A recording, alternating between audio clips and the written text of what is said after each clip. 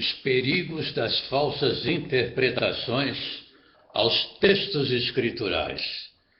É o tema dessa palavra e eu quero publicar com bastante reverência, submissão ao Espírito da Verdade, porque é um assunto muito sério, muito importante para todos nós.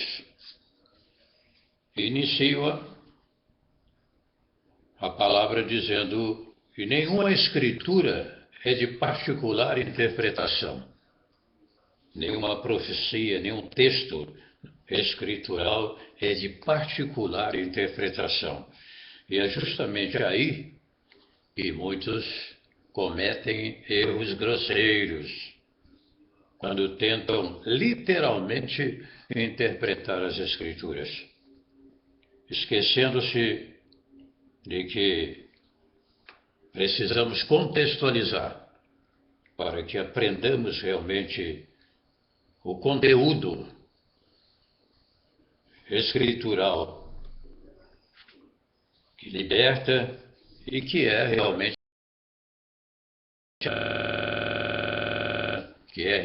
a intenção do Altíssimo para com cada um de nós. Há vários exemplos nas Escrituras que nos chamam a atenção, como um deles nós podemos citar, a vinda do Filho, a vinda do nosso Salvador, Yahushua. Ali ele está dizendo que nem ele nem os anjos sabem o dia da sua volta, mas somente o Pai. Humanamente falando, porque mais à frente você vai estudar e contextualizar quando ele diz que ele e o Pai é um. E que nós encontramos também nas Escrituras e que o Pai estava no Filho reconciliando consigo o mundo. Ele afirmou: eu e o Pai somos um. Quando Filipe pergunta: mostra-nos o Pai, isso nos basta? Ele responde: ô Filipe, quer me ver a mim, vê o Pai, como dizes tu, mostra-nos o Pai. Bom, enganam-se aqueles que pensam poder interpretar as Escrituras, traduzir ou mesmo transliterar, sem a total dependência do Espírito da Verdade, que nos ensinará todas as coisas, conforme Yahuanã, capítulo 14, versículo 26, conhecido como Evangelho lá de João, né? Evangelho de João. O agravante maior nessas tentativas humanas com falsas interpretações aos textos escriturais e que merece nosso total desprezo é pela falta do conhecimento capaz de destruir vidas neófitas. Capaz de destruir vidas neófitas e colocá-las em subserviência a líderes falsos que, tendo apenas aparência de piedade, negam o poder do Altíssimo, conforme segundo Timóteo 3 e 5. Tem aparência de piedade, mas negam o poder do Todo-Poderoso. De vez em quando eu me lembro do fato de um cidadão que queria conversar conosco e disse: eu gostaria muito de conversar com você sobre as transliterações hebraicas e tal. Olha, tudo bem. E passei para ele o telefone aqui da minha casa, inclusive. Hoje não o faria mais. Quando esse cidadão começou a falar, a sair besteira, de que milagres não acontecem mais, dons espirituais não existem, e uma série de besteiras. Então o cara totalmente desassociado, totalmente desligado da verdade, sem uma experiência do novo nascimento, mas estão aí ensinando. Estão aí ensinando as Escrituras.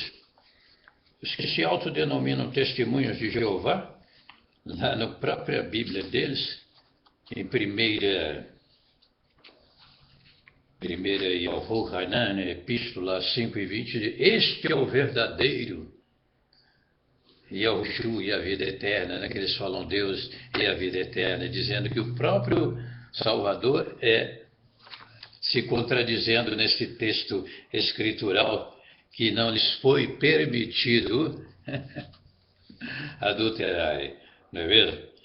Mesmo fato curioso também acontece com a Bíblia Católica, né? A Bíblia Católica ela tem 7 livros apócrifos, e no segundo livro de Macabeus, no Epílogo, o escritor pede desculpas se a narrativa não ficou bem explicada, se a linguagem dele, olha o termo que ele usa, se a linguagem dele ficou medíocre, pede desculpa, vocês querem me desculpar, ele falando. Uma prova de que não tem autoridade canônica, né? Não é uma escritura autêntica, porque o Altíssimo não vai pedir perdão a quem quer que seja, né? Ele é absoluto.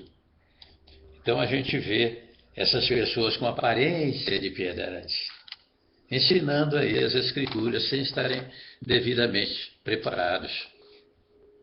Eu estava assistindo uma solenidade em que condecoravam determinada pessoa com título de PhD, não sei o que lá, tanto PhD, para isso aqui. E as coisas interessantes. Parece mais uma condecoração social do que propriamente espiritual.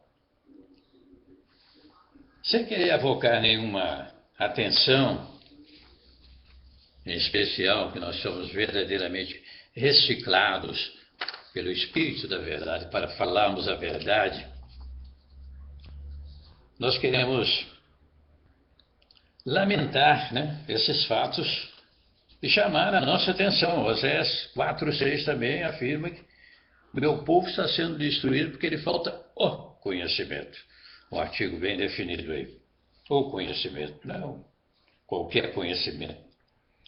Quando, por exemplo, examinamos o capítulo 13 do Apocalipse, não podemos deixar de observar pelos olhos espirituais que a aparente autonomia das bestas que revelar-se-ão durante o período tribulacional, na realidade não existe.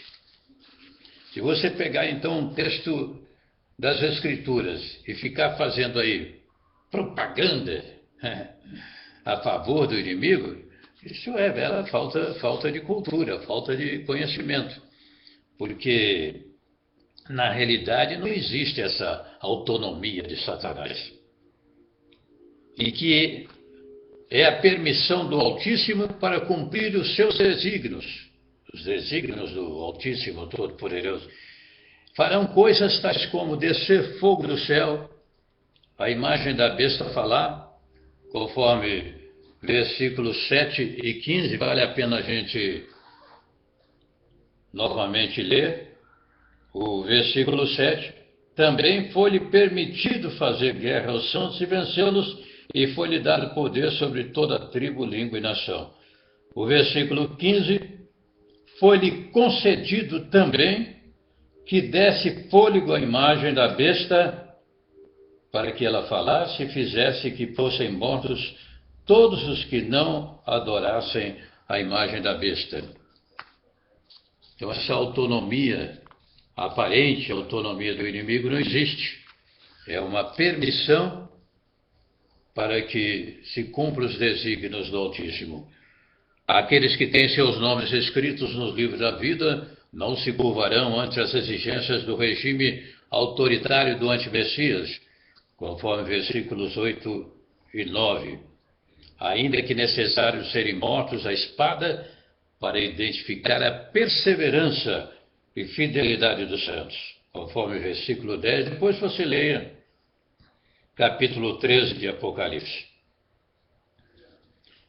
Serem mortos por não negarem sua fé nunca significou superioridade satânica, mas uma das formas do Altíssimo, o Eterno, estabelecer o seu juízo com mais alto rigor. Apocalipse 20:10 afirma que será um sofrimento eterno e não temporário de todos os opositores ao soberano e ao rei. As falsas interpretações aos textos escriturais têm um campo muito fértil para Satanás semear o joio, que inclusive com o o pedido de alguém para que fosse arrancar o joio merece a desaprovação de Yahushua até a ceifa final, conforme Ben-Yahu 13:24 a 30, conhecido também como Matiti Yahu, a parábola do joio e do trigo.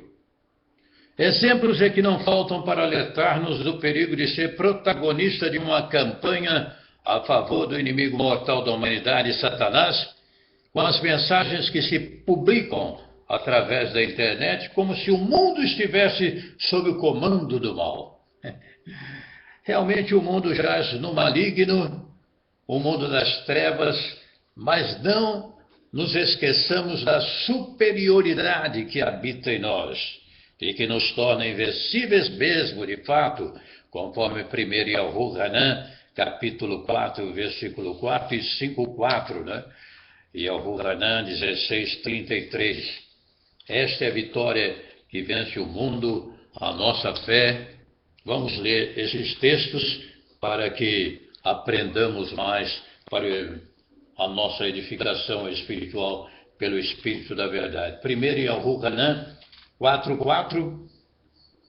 Mas, filhinhos, vós sois de Yahu e vinde aos vencestes, porque maior é o que está em vós do que o que está no mundo. Esse é o primeiro. Segundo, versículo 5 e 4. Pois todo que é nascido de Yahu vence o mundo. Esta é a vitória que vence o mundo, a nossa fé. 16:33 de Yahu-Hanan, muito mal interpretado às vezes por muitos. Correto? Aqui, 16:33, no mundo tereis aflições, mas tem de bom ânimo, e Yahushua afirma, eu venci o mundo. O significado escritural, a raiz, a verdadeira interpretação deste texto, não significa que você vai viver de aflições ou em aflições, mas está sujeito às aflições. Está sujeito. Satanás, com a sua habilidade maléfica de usar também as Escrituras, tem encontrado muitos indivíduos que o servem de boa vontade.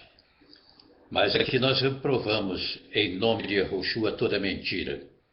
Quando ele chegou-se para o nosso Salvador amado, tentando com o Salmo 91, ele recebeu uma resposta definitiva. Quando ele oferece a Yahushua, pelo Salmo 91, atira-te daqui abaixo, está escrito, a seus anjos darás ordem a teu respeito, vai te guardar de todas as coisas. Ele é rechaçado, expulso. Ele é expulso com essa palavra. Não tentarás a Yahurim. Também está escrito. Nós temos uma mensagem com esse título que o Espírito da Verdade tem nos dado. Também está escrito. Há aqueles que pegam, por exemplo, o texto das Escrituras que dizem assim: os dias da nossa vida chegam a 70 anos, havendo vigor 80, o que é sedice, canseiro e enfado.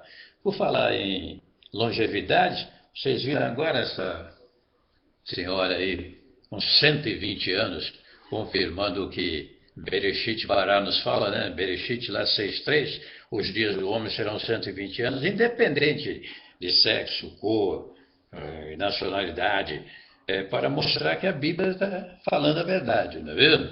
Independente do que a pessoa seja. Não significa que é para a salvação. Longevidade tem que ser acompanhada de obediência, para ser salvo. Senão, não. Obediência aos mandamentos escriturais.